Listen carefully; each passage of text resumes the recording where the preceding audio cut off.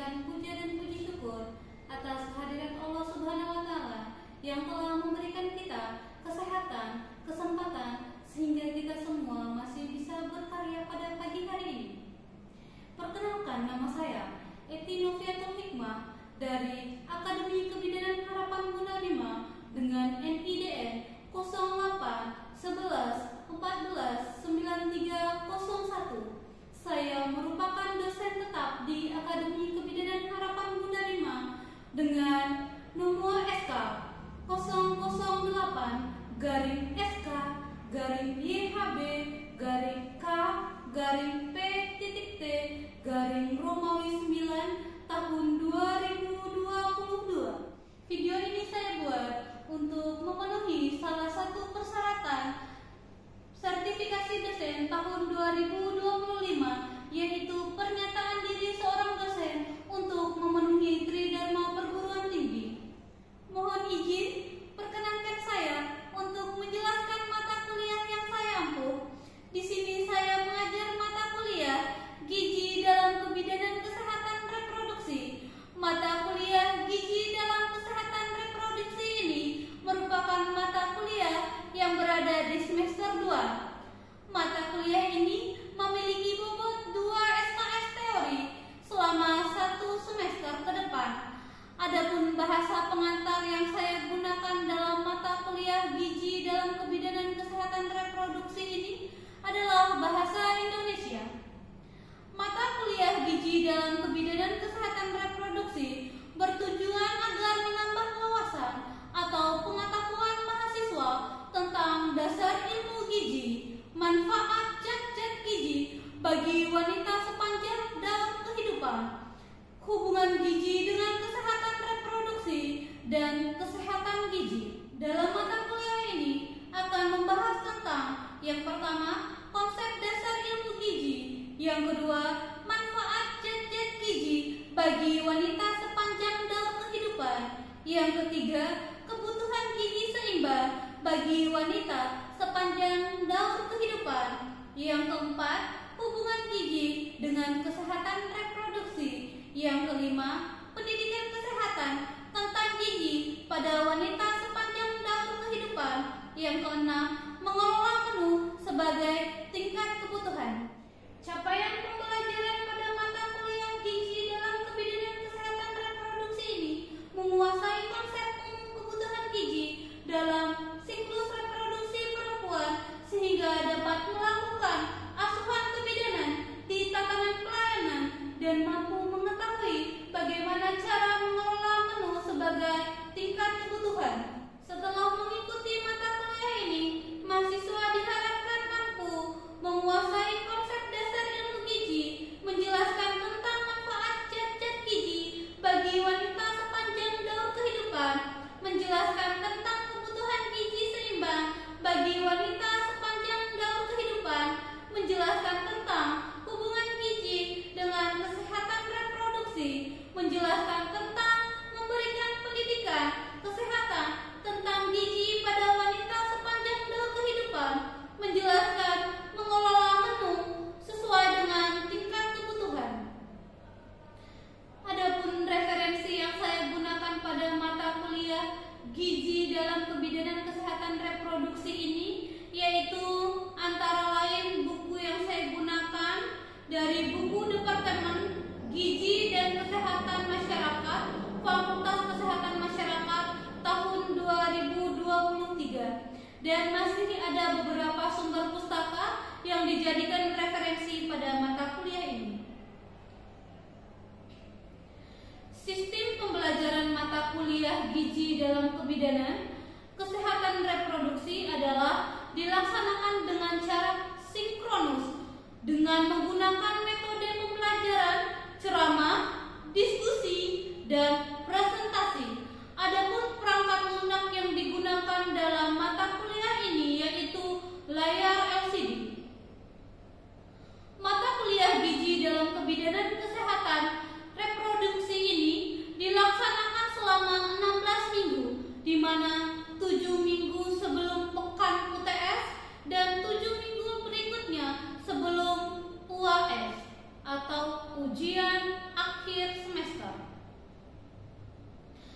Sebelumnya, di sini izinkan saya untuk membacakan evaluasi penilaian dari mata kuliah gizi dalam kebidanan kesehatan reproduksi, di mana didapatkan dari UTS, UAS, penugasan, individu dan kelompok, kehadiran. Adapun pembobotan penilaiannya yaitu UTS atau ujian tengah semester itu 20%, UAS atau ujian akhir semester itu 30%, penugasan 30%, dan kehadiran itu sebanyak 20%, sehingga total dari evaluasi pembelajaran ini yaitu 100%. Demikian informasi yang dapat saya sampaikan terkait mata kuliah gizi dalam kebidanan kesehatan reproduksi.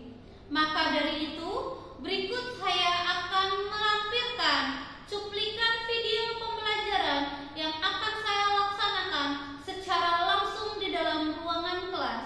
Silakan menyaksikan. Assalamualaikum warahmatullahi wabarakatuh. Waalaikumsalam warahmatullahi wabarakatuh. Bagaimana kabar kalian hari ini? Alhamdulillah. Tetap semangat? Tetap semangat. Baik. Perkenalkan, nama Ibu Yati Noviatul Hikmah. Di sini Ibu akan mengajar mata kuliah gizi dalam kebidanan kesehatan reproduksi. Adapun pembahasan kita topiknya pada pagi hari ini yaitu gizi seimbang bagi balita. Langsung saja kita ke slide pertama, yaitu pembahasannya yang meliputi yang pertama gizi bagi balita, cara pengelolaan makanan bagi bayi, terus faktor-faktor yang mempengaruhi pemberian makanan, selanjutnya pengaruh status gizi terhadap pertumbuhan dan perkembangan, dan menu seimbang untuk balita. Yang pertama yang kita bahas adalah prinsip gizi seimbang bagi balita. Gizi seimbang bagi balita adalah pemberian makanan yang memenuhi kebutuhan nutrisi sesuai dengan usia, tumbuh kembang, dan aktivitas anak.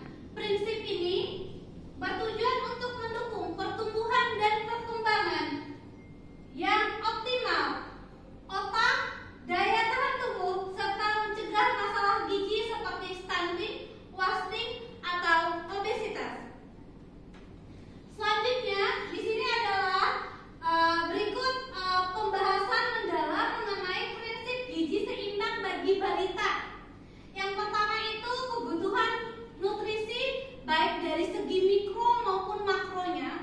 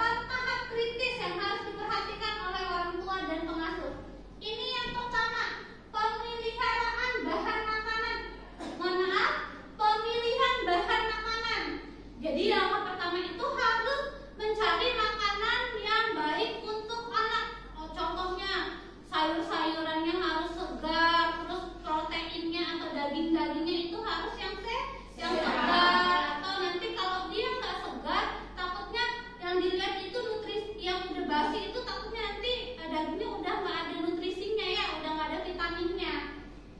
Contohnya nih, untuk bayi yang baru mulai MPASI 6-12 bulan, pilihlah bahan makanan yang mudah dicerna seperti beras merah, terus ubi, wortel, daging ayam tanpa lemak.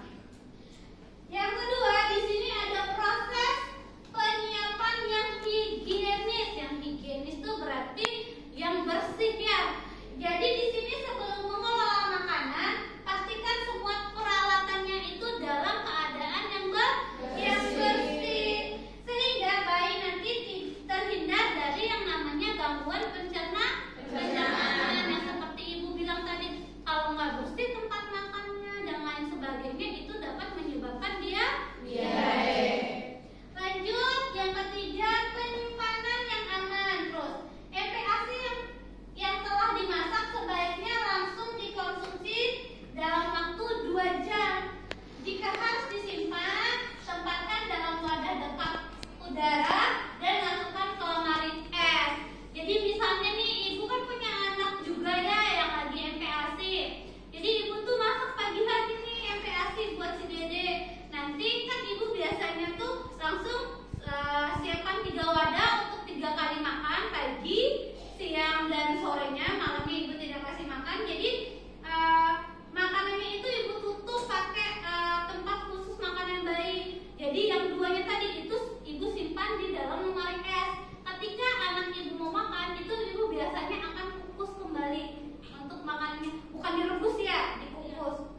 Jadi kalau udah hangat, udah cukup suhunya, nanti bisa kita memberikan kembali makanan tersebut pada anak kita. Lanjut, penyimpanan yang aman. MPASI yang telah dimasak, oke, ini sama dengan yang tadi. Lanjut ke pemantauan reaksi anak. Jadi setiap memperkenalkan makanan baru, kita lakukan secara satu persatu ya. Jadi jangan perkenalkan makanan tuh hari ini ayam goreng, terus yang lain sebagainya, itu enggak. Kita perkenalkan satu persatu, kita lihat reaksi anaknya. Apakah dia suka atau tidak suka, kan bisa dilihat dari ekspresi wajah. Ya. Contohnya nih, kalian kan pernah lihat tuh video anak-anak yang dikasih coba makan lemon. Nah, itu biasa kan mereka akan mengeluarkan ekspresi kayak tidak suka bahwa itu tuh makanannya kecut ya. Lanjut nih, adapun faktor-faktor yang mempengaruhi pemberian makanan pada balita. Satu orang mungkin bisa bantu ibu baca dari pojok sini. Ayo.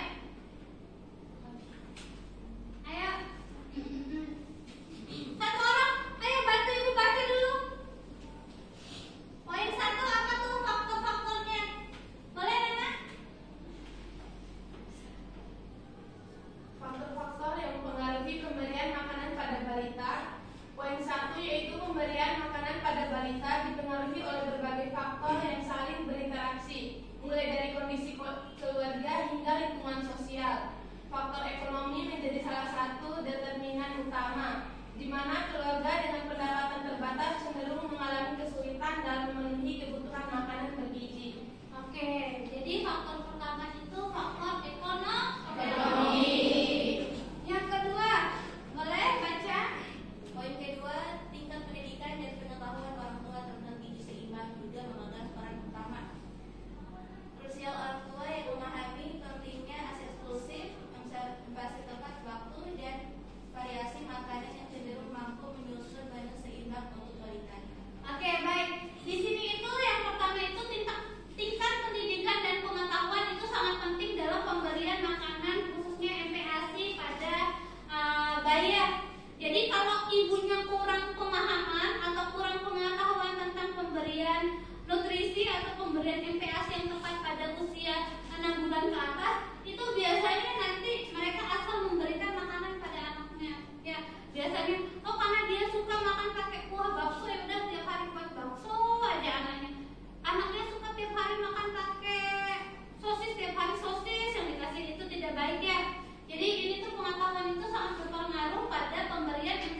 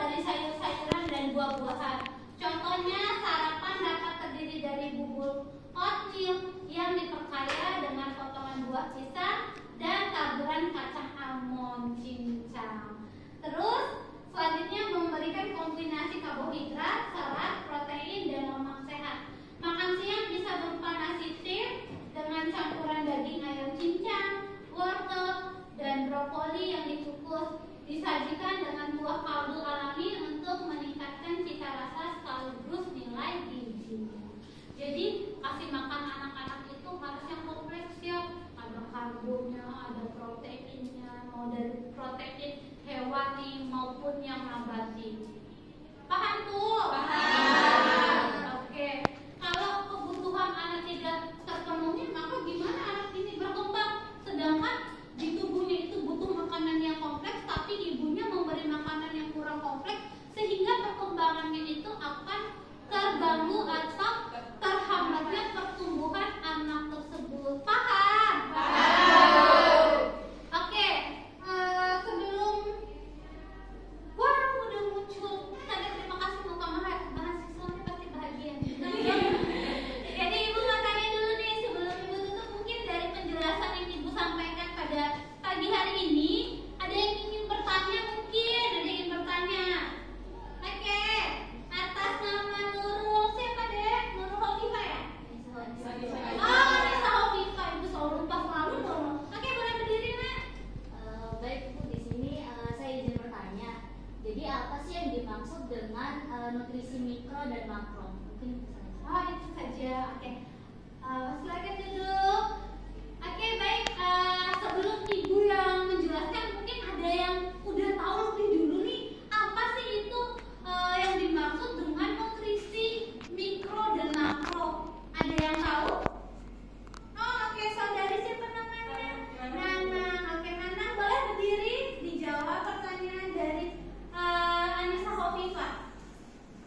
Baik, assalamualaikum warahmatullahi wabarakatuh. Waalaikumsalam warahmatullahi wabarakatuh. Baik, di sini saya akan menjawab pertanyaan dari Anissa Hovifa. Sepengetahuan saya, nutrisi mikro dan makro adalah kebutuhan yang sangat dibutuhkan oleh tubuh. Perbedaannya, nutrisi makro adalah nutrisi yang dibutuhkan oleh tubuh dalam jumlah besar, seperti contohnya karbohidrat, yaitu nasi, roti, umbi-umbian atau buah. Sedangkan nutrisi mikro adalah kebutuhan nutrisi yang dibutuhkan dalam jumlah kecil. Salah satu contohnya vitamin A. Oke, pentingnya. Oke, boleh kasih aplaus untuk Nanang. Baik, tadi yang jawaban yang diberikan oleh saudari Nanang itu sudah benar tentang nutrisi mikro maupun makronya ya. Gimana Nurul Hovifa sudah paham tentang apa itu perbedaan dari nutrisi makro maupun mikro? Oke. Baik, ada yang ingin masih mau bertanya sama ibu sebelum ibu tutup perkuliahannya? Tidak ada? Tidak ada. Oke. Baik, terima kasih banyak pada pagi hari ini telah mengikuti mata kuliah ibu, yaitu gizi dalam kebidanan kesehatan reproduksi. Ibu tutup kuliah kita pada pagi hari ini. Lebih dan kurangnya mohon maaf. Wabillahi taufiq wal hidayah. Wassalamualaikum warahmatullahi wabarakatuh. Waalaikumsalam warahmatullahi wabarakatuh. Demikian cuplikan mata kuliah gizi dalam kebidanan kesehatan reproduksi yang saya ampuh. Semoga dari cuplikan tersebut dapat menjelaskan secara singkat bagaimana